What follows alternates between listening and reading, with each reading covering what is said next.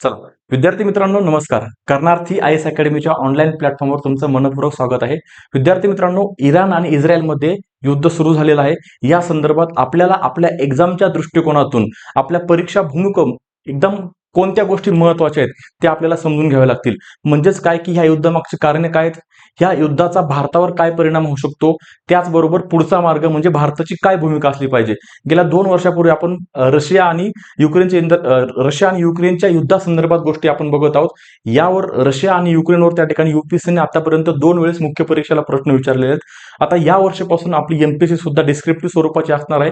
त्यामुळे आपल्याला मुख्य परीक्षा दृष्टिकोनातून प्रामुख्याने हा विषय आहे काय, याचा भारतावर काय परिणाम होऊ शकतो, याचा आपल्याला अभ्यास करावा लागेल. हा जो टॉपिक आहे आपल्या मुख्य परीक्षेचा जो GS2 आहे, GS2 मध्ये प्रामुख्याने 4 सब्जेक्ट्स आहेत. एक आहे पॉलिटी, दुसरा आहे आय आर म्हणजे इंटरनॅशनल रिलेशन्स म्हणजे आंतरराष्ट्रीय संबंध, तिसरा आहे गव्हर्नन्स म्हणजे प्रशासन, आणि चौथा त्या ठिकाणी सोशल जस्टिस म्हणजे सामाजिक न्याय. आता हा जो टॉपिक आहे आपल्या आयआरशी संबंधित आहे. आयआर म्हणजे काय, आंतरराष्ट्रीय संबंध. चला तर आपण इराण इस्रायल युद्ध समजून घेणार आहोत. याबरोबर त्या ठिकाणी थोडीशी आपल्याला आंतरराष्ट्रीय राजकारण त्या ठिकाणी समजून घ्यावं लागेल की आंतरराष्ट्रीय राजकारण सध्या काय सिच्युएशन आहे, कोणता देश कोणाच्या बाजूने आहे हे समजून घ्यावं लागेल, आणि त्याचबरोबर त्या ठिकाणी सध्या परिस्थितीमध्ये काय विषय सुरू आहे हे पण आपल्याला समजून घ्यावं लागेल. आता बघा, थोडं त्या ठिकाणी विषय सुरू करत असताना एक गोष्ट या ठिकाणी मी सांगतो. एकच मिनिट.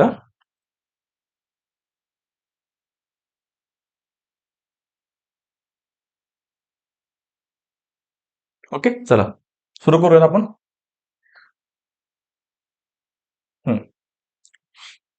आता बघा, आंतरराष्ट्रीय राजकारणामध्ये एक गोष्ट पक्की आहे, ती गोष्ट लक्षात ठेवा. ती म्हणजे काय की कोणताही मित्र, कोणताही देश कोणाचाही परमनंटली मित्र नसणार आहे आणि कोणाचाही त्या ठिकाणी कायमस्वरूपी शत्रू नसणार आहे. ही गोष्ट आंतरराष्ट्रीय राजकारणामध्ये शाश्वत आहे. प्रत्येक राष्ट्र स्वतःचं राष्ट्रीय हित जपत आहे. प्रत्येक राष्ट्र आपल्याला कुठं फायदा होणार आहे या गोष्टीचा त्या ठिकाणी प्रत्येक वेळी विचार करत असतो. मग एक दोन गोष्टी ज्या परमनंट आहेत आंतरराष्ट्रीय राजकारणामध्ये त्या लिहून घेतो. पहिली म्हणजे काय, पहिली गोष्ट आहे की आंतरराष्ट्रीय राजकारणात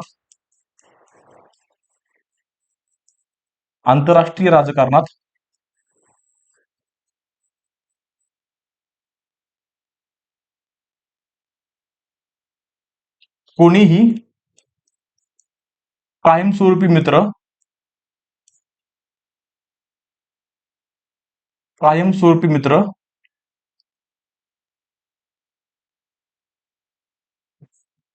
व कायमस्वरूपी शत्रू व कायमस्वरूपी शत्रू नसेल. याचं उदाहरण तुम्हाला मी देतो आता. कायमस्वरूपी शत्रू नसेल हे कोणी सांगितलं होतं, तर चाणक्य यांनी सांगितलं होतं, कौटिल्य यांनी सांगितलं होतं, किंवा सध्याच्या परिस्थितीमध्ये पण हेच लागू आहे. आता बघा, अमेरिका, जर आपण थोडासा भारत आणि अमेरिकेच्या इतिहासाचा थोडा अभ्यास केला, आता हा थोडासा टॉपिक हे सांगून लगेच आपल्या मुख्य मुद्द्याकडे येतो. भारत आणि अमेरिकेच्या इतिहासाचा जर थोडा आपण अभ्यास केला तर आपल्याला एक गोष्ट कळते की इतिहासामध्ये भारत आणि अमेरिकेचं कधीच पटलं नाही, किंवा अमेरिकेनं नेहमी पाकिस्तानची बाजू घेतलेली आहे आणि भारताच्या बाजूने नेहमी त्या ठिकाणी रशिया उभा राहिलेला आहे. आजची परिस्थिती बदललेली आहे. आजच्या घडीला भारताच्या बाजूने अमेरिका आहे, लक्षात ठेवा, आणि भारताच्या बाजूने अमेरिका असल्यामुळे पाकिस्तान चीनच्या बाजूने गेलेला आहे. म्हणजे कायमस्वरूपी मित्र त्या ठिकाणी आंतरराष्ट्रीय राजकारणामध्ये तुम्हाला कधीच पाहायला मिळणार नाही, किंवा कायमस्वरूपी शत्रुत्व तुम्हाला कधीच पाहायला मिळणार नाही. आणि आंतरराष्ट्रीय राजकारणामध्ये प्रत्येक राष्ट्र स्वतःचं राष्ट्रीय हित जपत असतो. त्याला आपण काय म्हणतो, नॅशनल इंटरेस्ट. काय, स्वतःचे राष्ट्रीय हित जपणे, बरोबर ना, राष्ट्रीय हित जपणे. आता हे का सांगतो मित्रांनो तुम्हाला, ज्यावेळेस आपण याचा संबंध म्हणजे इराण आणि इस्रायल युद्धाचा संदर्भ आपण ज्यावेळेस लिहित असताना भारताला कनेक्ट करणार आहोत, तर ह्या युद्धामध्ये भारतानं इमोशनल अटॅचमेंट पेक्षा मानवतावादी दृष्टिकोनाच्या पलीकडे जाऊन ह्या युद्धाचा भारताला कसा फायदा होईल हाच विचार केला पाहिजे. आणि हाच विचार आंतरराष्ट्रीय राजकारणामध्ये केला जातो. यालाच काय म्हणतात, तर वास्तववादी दृष्टिकोन. आंतरराष्ट्रीय राजकारणामध्ये 3 प्रकारचे दृष्टिकोन असतात. एक वास्तववाद दृष्टिकोन, त्याला आपण म्हणतो रिअलिस्टिक अप्रोच. दुसरा आहे उदारमतवाद दृष्टिकोन, त्याला आपण म्हणतो लिबरलिस्ट अप्रोच. आणि तिसरा आहे आदर्शवाद दृष्टिकोन. आदर्शवादी म्हणजे आयडियलिस्टिक अप्रोच. लक्षात ठेवा, हा जो वास्तववाद दृष्टिकोन आहे हाच त्या ठिकाणी जास्त काळ टिकणारा दृष्टिकोन आपल्याला पाहायला मिळतो. आता ह्या दोन गोष्टी लक्षात ठेवा, आपल्याला पुढे कामी येणार आहेत. ओके, आता बघा, ह्यामध्ये आपण बघू की इराण आणि इस्रायलमध्ये युद्ध सध्या का लागलेलं आहे. थोडीशी आपल्याला ऐतिहासिक पार्श्वभूमी समजून घ्यावी लागेल. ते बघा काय आहे ऐतिहासिक पार्श्वभूमी.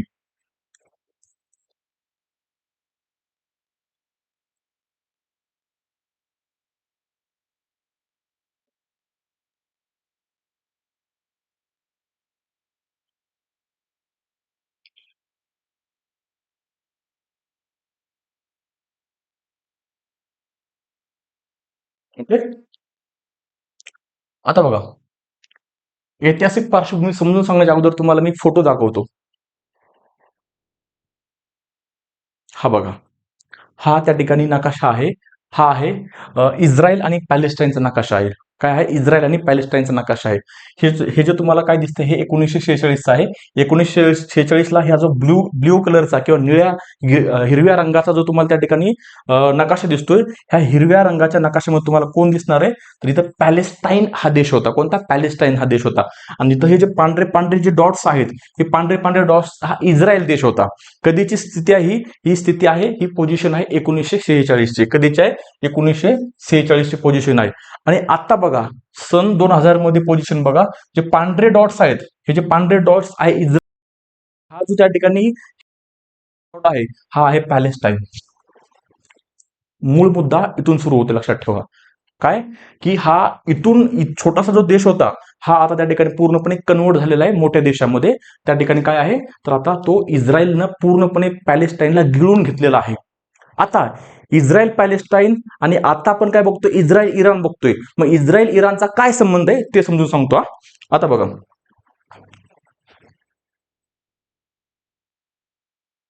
एक मिनिट. हा, थोडस सांगतो तुम्हाला. हे बघा, अमेरिका.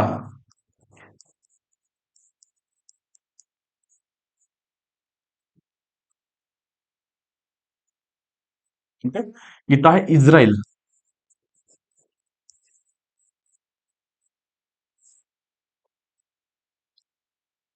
अमेरिका, इस्रायल हे एका बाजूला आहेत.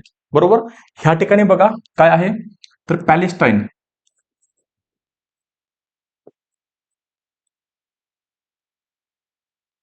पॅलेस्टाईन मुस्लिम बहुल देश आहे, लक्षात ठेवा. मुस्लिम बहुल देश. इराण मुस्लिम बहुल देश असल्यामुळे एकेकाळी म्हणजे 2014च्या अगोदर भारताने सुद्धा पॅलेस्टाईनच्या विषयावर त्या ठिकाणी पॅलेस्टाईनला सपोर्ट केलेला आहे, लक्षात ठेवा. मग एकेकाळी तर भारत सुद्धा होता. बरोबर. आजच्या घडीला इराणच्या बाजूला कोण आहे? तर रशिया आहे. थोडेसे हा सिक्वेन्स थोडा समजून घ्या. ह्या गोष्टी थोड्या समजून घ्या, मग तुम्हाला गोष्टी समजतील. बरोबर. ठीक आहे. आता बघा, अमेरिका, इस्रायल ह्या ठिकाणी युरोपियन महासंघ सुद्धा आहे यांच्याकडे.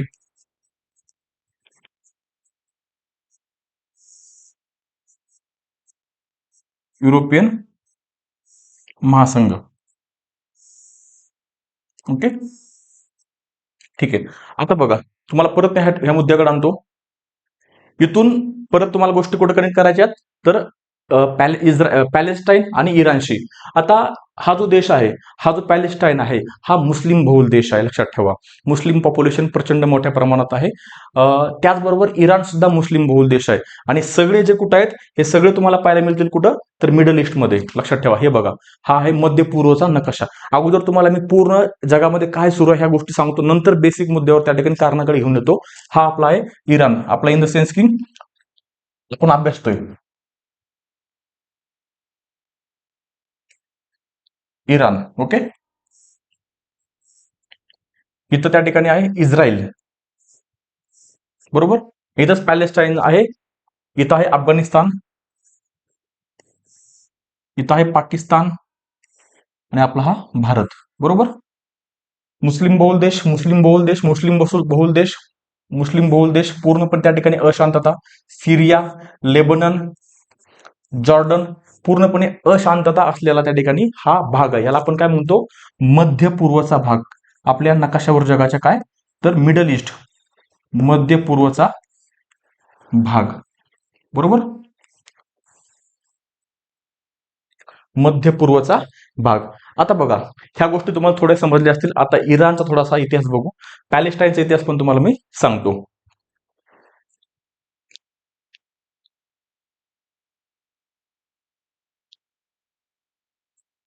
इराणमध्ये बघा, इराणमध्ये 1979 पर्यंत इराणमध्ये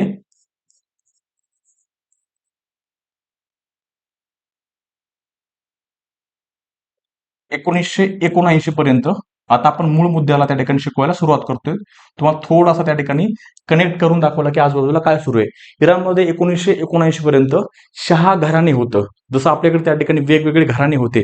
शहा घराणेच त्या ठिकाणी त्यांची एक प्रकारे राजेशाही होती. त्यांचं त्या ठिकाणी इराणवर वर्चस्व होतं. मी या ठिकाणी काय करेल, शहा घराणे,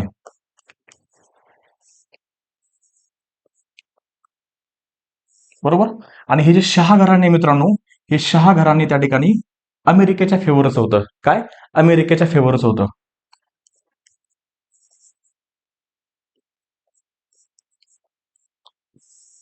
आणि तुम्हाला सर्वांना माहिती आहे, अमेरिका ही कोणाच्या फेवरची आहे? तर अमेरिका ही त्या ठिकाणी इस्रायलच्या फेवरची आहे. इस्रायलच्या फेवरची आहे. त्यामुळे 1979 पर्यंत लक्षात ठेवा, 1979 पर्यंत इस्रायल असेल, इराण असेल, यांचा कसल्याही प्रकारचा काडीमात्र सुद्धा वाद नव्हता 1979 पर्यंत. परंतु 1979 ला काय झालं? 1979 ला काय झालं? तर त्या ठिकाणी इराणमध्ये त्या ठिकाणी क्रांती झाली. त्याला आपण त्या ठिकाणी इराणची क्रांती ह्या नावाने सुद्धा ओळखतो, इराणची क्रांती. किंवा त्याला 1979 ची क्रांती सुद्धा ओळखलं जातं. ह्या ठिकाणी शहा घराण्याचं त्या ठिकाणी जे काय सरकार आहे, त्यांचे जे काय वर्चस्व आहे, ते वर्चस्व संपून त्या ठिकाणी खोमेनी 1979 ला खोमेनी यांचं सरकार आलं. Khomeini, okay. हे आपल्याला गरजेचं नाही, पण तुम्हाला माहित असावं नाव वगैरे. आणि हे कसे होते? थोडेसे धार्मिक कट्टरपंथी होते. धर्माच्या बाबतीत त्या ठिकाणी ते कट्टरतावादी होते. धार्मिक कट्टरपंथी,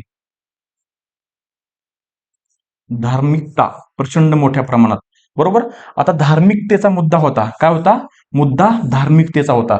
नाव we have to connect this point to the Palestine Israel problem. मग पॅलेस्टाईनची जी जमीन होती, पॅलेस्टाईनची जमीन ही मोठ्या प्रमाणात इस्रायलनं त्या ठिकाणी ऑक्युपाईड केली होती. इस्रायली जे लोक आहेत त्या ठिकाणी जे आहेत ते प्रचंड व्यावसायिक लोक आहेत, लक्षात ठेवा. त्यांनी पॅलेस्टाईनमध्ये ज्या जमिनी ज्या पॅलेस्टाईनमध्ये लोकांची जमिनी विकत घेतल्यात, हिसकावून घेतलेल्या नाहीयेत त्या जमिनी, त्या विकत घेतल्यात. आणि ते ज्यू आहेत, ते मूळचे कुठले आहेत? ते जर्मनीचे आहेत. जर्मनीमध्ये जे हिटलरच्या काळामध्ये ज्यूंवर प्रचंड मोठ्या प्रमाणात झालेला अत्याचार, त्या प्रदेशापासून दूर जाण्यासाठी ते कुठं आलेत? तर ह्या ठिकाणी आलेत. ह्याला धार्मिक सुद्धा, ह्या पॅलेस्टाईनच्या प्रदेशाला धार्मिक सुद्धा अँगल आहे.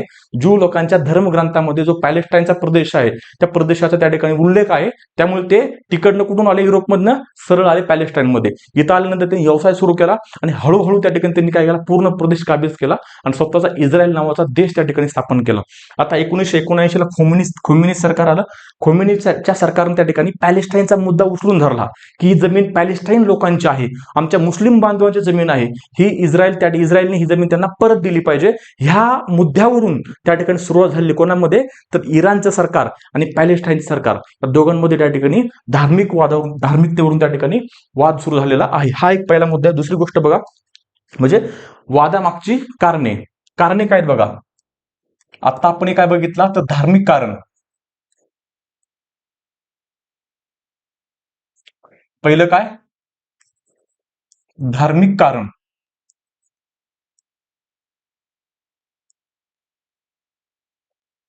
दुसरं बघा, आता जो मध्य पूर्वचा भाग आहे, मध्य पूर्वच्या भागावर त्या ठिकाणी प्रादेशिक धुरीणत्व प्रस्थापित करायचा इराणला आणि इस्रायलला, दोघांना सुद्धा.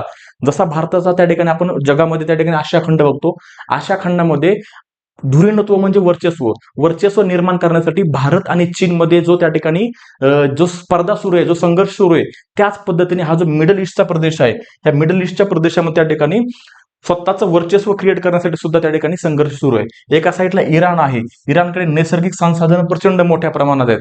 त्याचबरोबर इस्रायल आहे, सॉरी, इस्रायलकडे काय आहे? तर इस्रायलकडे सगळ्यात महत्वाचा अमेरिकेचा बॅकअप आहे. अमेरिका काय? तर एकेकाळी जागतिक महासत्ता राहिलेला देश आहे.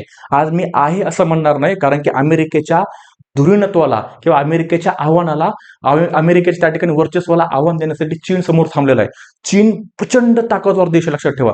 आपण आपले जे राजकीय जे लोक म्हणतात की आम्ही चीनला हरवू वगैरे वगैरे, किंवा आपले जे त्या ठिकाणी वेगवेगळे विश्लेषक म्हणतायत, ती पॉसिबिलिटी खूप कमी आहे, लक्षात ठेवा.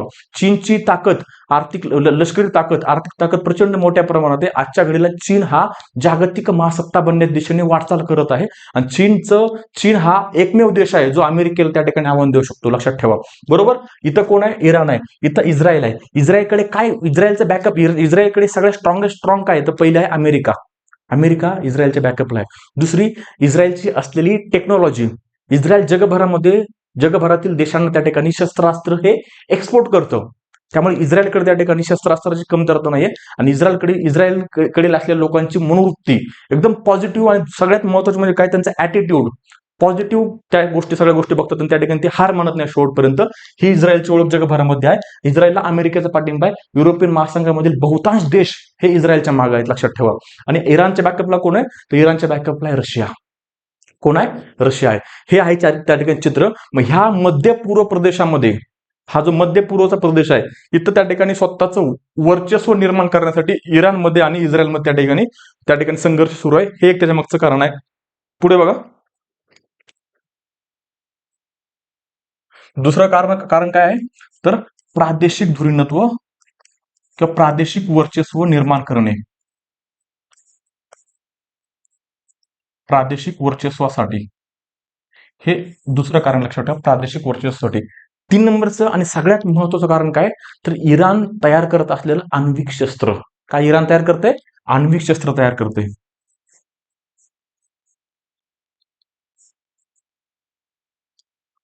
इराणने जर आण्विक शस्त्र तयार केले तर हे फक्त इस्रायलसाठीच नाही तर संबंध जगासाठी त्या ठिकाणी धोक्याची घंटा आहे, लक्षात ठेवा. कारण की धार्मिक देश आहे इराण आणि इराणकडे त्या ठिकाणी डेमोक्रॅटिक म्हणजे जे काही सरकार आहे हे सरकार त्या ठिकाणी लोकांच्या दबावाखाली काम करत नाहीये.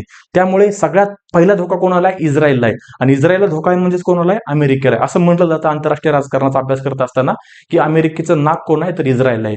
इस्रायलवर हल्ला म्हणजे केला म्हणजेच काय तर अमेरिकेवर हल्ला केला. त्यामुळे आता सध्या परिस्थितीमध्ये इराणनं जो इस्रायलवर हल्ला केलेला आहे त्याचं प्रत्युत्तर म्हणून अमेरिकेनं इराणवर हल्ला केलेला आहे, लक्षात ठेवा. बरोबर ना? म्हणजे अमेरिका आणि इस्रायल हे वेगळे नाहीत, एकच आहेत असं त्या ठिकाणी आंतरराष्ट्रीय राजकारणामध्ये म्हटलं जातं. सो आण्विक शस्त्र हे इराणनं तयार करू नये यासाठी अमेरिका प्रयत्न करते. आंतरराष्ट्रीय पातळीवर अमेरिका इराणवर दबाव टाकत आहे, व्यापारी निर्बंध लादत आहे आणि हे सर्व करून सुद्धा इराण दबत नाहीये. हे सर्व करून सुद्धा त्या ठिकाणी रशियाचा इराणला पाठिंबा आहे. आतून छुप्या पद्धतीने चीनचा सुद्धा त्या ठिकाणी इराणला पाठिंबा आहे. त्यामुळे आता काय तर प्रत्यक्ष युद्ध करणं हा एकमेव पर्याय त्या ठिकाणी इस्रायल आणि अमेरिकेपुढे उरलेला आहे. त्यामुळे त्यांनी त्या ठिकाणी हे पाऊल उचललं आहे असं म्हटलं जातं. हे कारण आहे. पुढं काय बघा, म्हणजे आण्विक शस्त्र हे कारण आहे. प्रादेशिक वर्चस्वासाठी दोघं त्या ठिकाणी एकमेकांच्या विरुद्ध लढत आहेत. तिसरं काय? धार्मिक कारण. चौथं आणि महत्वाचं कारण बघा की इस्रायलच्या विरोधात पॅलेस्टाईनमधील जे हमास जो काय घटक आहे, आता हमास जे आहे, हमास त्या ठिकाणी ही जी संघटना आहे, हमास संघटनेला इस्रायल हे दहशतवादी संघटना म्हणून त्या ठिकाणी घोषित केलेलं आहे. परंतु हमास कशी आहे तर हमास ही पॅलेस्टाईनमधील लोकांसाठी त्या ठिकाणी काय तर स्वातंत्र्य लढ्यासाठी लढणारे लोक आहेत. हमास जसं भारतामध्ये ज्यावेळेस ब्रिटिशांचं राज्य होतं त्या ब्रिटिशांच्या विरोधात लढण्यासाठी भारतीय लोक एकत्र येत होते. तर त्या ठिकाणी त्यांना त्या संघटनेला ब्रिटिश काय म्हणायचे? दहशतवादी संघटना. आपण काय म्हणायचो तर क्रांतिकारी संघटना. तशी हमास संघटना आहे आणि ह्या हमास संघटना इस्रायलच्या विरुद्ध लढतीये. हमास काय करते तर इस्रायलच्या विरुद्ध लढतीये. हमास कोणाच्या विरुद्ध लढते? इस्रायलच्या विरुद्ध. बरोबर ना? इस्रायल विरुद्ध. आणि ह्या हमास संघटनेला त्या ठिकाणी इस्रायलनं दहशतवादी संघटनेस टॅग दिलेला आहे आणि याच हमासला त्या ठिकाणी इराण सपोर्ट करत आहे. काय करत आहे? इराण त्या ठिकाणी सपोर्ट करत आहे. इराण त्या ठिकाणी शस्त्रास्त्र पुरवत आहे. इराण आर्थिक पाठबळ पुरवत आहे. इराण ह्या हमास संघटनेतील लोकांना त्या ठिकाणी प्रशिक्षण देत आहे. त्यामुळे इराणचं इस्रायलचं त्या ठिकाणी काय होतंय तर वाद पेटत आहेत. हे चौथा त्या ठिकाणी मुद्दा आपण बघू की दहशतवादी संघटनांना इराणचा पाठिंबा. अजून एक हिजबुल्ला म्हणून त्या ठिकाणी संघटना आहे, तिला सुद्धा त्या ठिकाणी इराण पाठिंबा देत आहे. ती लेबननची आहे.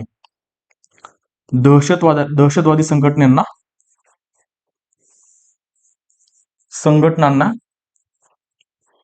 इराणचा पाठिंबा.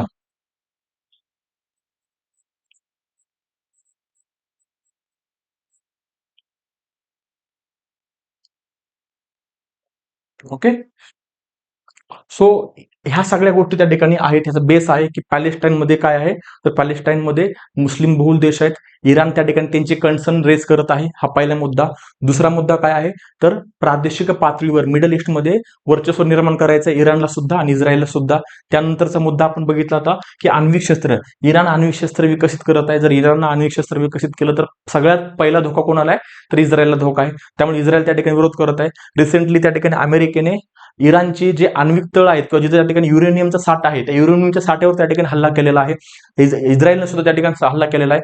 इस्रायलने हल्ला केल्यानंतर त्या ठिकाणी इराणने सुद्धा इस्रायलवर हल्ला केला. इराणने अमेरिकेच्या तळावर सुद्धा हल्ला केलेला. एवढी मोठी हिंमत इराणने त्या ठिकाणी केलेली आहे की अमेरिकेच्या तळावर हल्ला करण्याचा प्रयत्न, ही साधी गोष्ट नाहीये. अमेरिकेला म्हणजे असं म्हटलं जातं की 2001च्या अगोदर ज्यावेळेस अमेरिकेच्या ट्रेड सेंटरवर हल्ला झाला, त्याच्या अगोदर त्या ठिकाणी अमेरिकेकडे बोट करण्याची सुद्धा कोणाची हिंमत नव्हती. एवढी अमेरिका पॉवरफुल होती. त्याचं कारण म्हणजे काय, तर 1991ला सोव्हिएत युनियनचं पतन झालं होतं.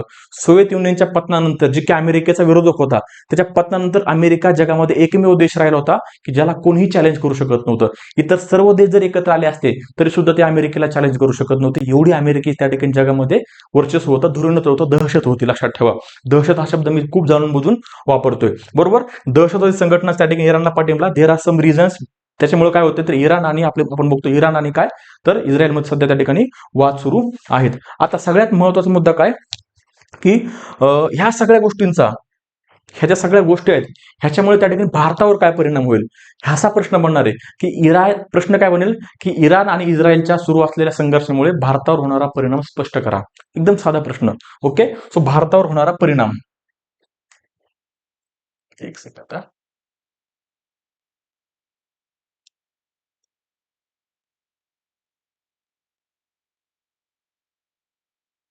भारतावर होणारा परिणाम.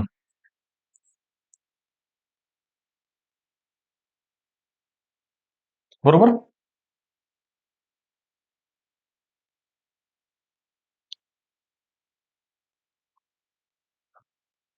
काय परिणाम होईल बघा. सगळ्यात म्हणजे काय महत्वाचा म्हणजे काय की आपण हा मिडल ईस्ट मधून खूप मोठ्या प्रमाणात त्या ठिकाणी तेलाची आयात करतोय. काय करतो आपण, तेलाची आयात मध्य पूर्व मधून.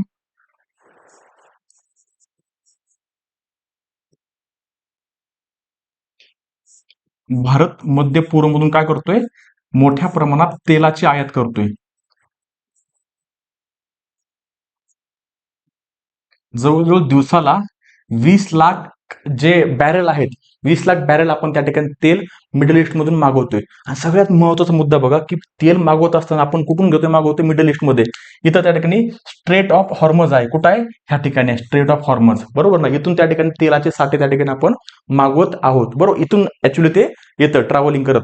सो इथं जर त्या ठिकाणी इराणच्या धर्तीवर जर युद्ध सुरू असेल तर त्या ठिकाणी काय होणार आहे, तर हा जो त्या ठिकाणी स्ट्रेट आहे, आपण त्याला सामुद्रधुनी म्हणतो, इथं त्या ठिकाणी ब्लॉक होणार आहे. आणि इथं जर ब्लॉक झालं तर ह्या ठिकाणी पुढे जाणारा जो त्या ठिकाणी अरेबियन सी मध्ये जो तेलाचा वाहतूक होते, ही वाहतूक पूर्णपणे ठप्प होणार आहे. आणि भारतामध्ये जर तेलाचा पुरवठा झाला नाही तर भारतामध्ये तेलाच्या किमती वाढणार आहेत. याचाच त्या ठिकाणी तोटा. फक्त आपण इंधनाचं तेल नाही तर आपण त्या ठिकाणी म्हणतो खायचं तेल सुद्धा त्या ठिकाणी तेलाचे साठी त्या ठिकाणी कमी होऊ शकतात. आणि ह्याचा परिणाम काय होणार आहे, तर भारतामध्ये तेलाच्या किमती वाढणार आहेत. सगळ्यात पहिला तोटा त्या ठिकाणी भारताला होऊ शकतो. इथं ह्या ठिकाणी स्ट्रेट ऑफ हॉर्मोज कुठं आहे असा प्रश्न येऊ शकतो प्रीसाठी सुद्धा, पूर्व परीक्षेच्या दृष्टिकोनातून सुद्धा. अजून एक महत्वाचा मुद्दा बघा काय की मोठ्या प्रमाणात इंडियन डायस्पोरा, भारतीय डायस्पोरा हा मध्य पूर्वमध्ये आपल्याला काम करताना पाहायला मिळतो. इंडियन डायस्पोरा म्हणजे काय, डायस्पोरा म्हणजे भारतीय नागरिक जे दुसऱ्या देशामध्ये जाऊन काम करतात. भारतीय नागरिक परंतु जे दुसऱ्या देशामध्ये जाऊन काम करतात, म्हणजे कुठं, तर मध्य पूर्वमध्ये. मग जवळजवळ 1 कोटीच्या दरम्यान नागरिक ह्या मध्य पूर्वमध्ये काम करतायत. या ठिकाणी दुसरा पॉईंट काय की भारतीय डायस्पोरावर होणारा परिणाम. भारतीय डायस्पोरावर होणारा परिणाम.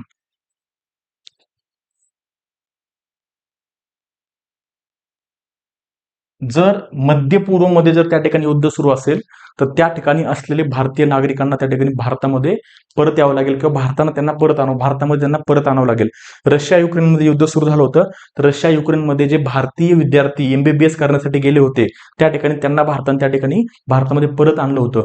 सो ह्या ठिकाणी काय होणार आहे, ह्यांना भारताला परत आणावं लागणार आहे.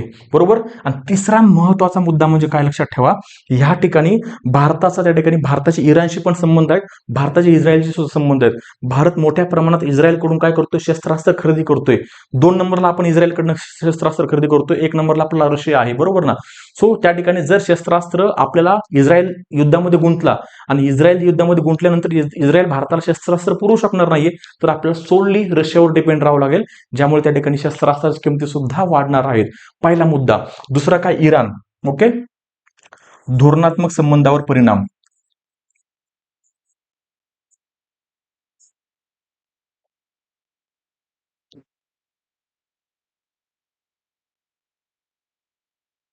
धोरणात्मक संबंधावर परिणाम. ओके, आता इराण बघा. इराणमध्ये त्या ठिकाणी आपण काय केलेलं आहे बाळांनो, तर आपण त्या ठिकाणी एक चाबहार नावाचं बंदर विकसित केलेलं आहे इराणमध्ये. ओके, इराणमध्ये कोणतं, तर ह्या ठिकाणी चाबहार बंदर.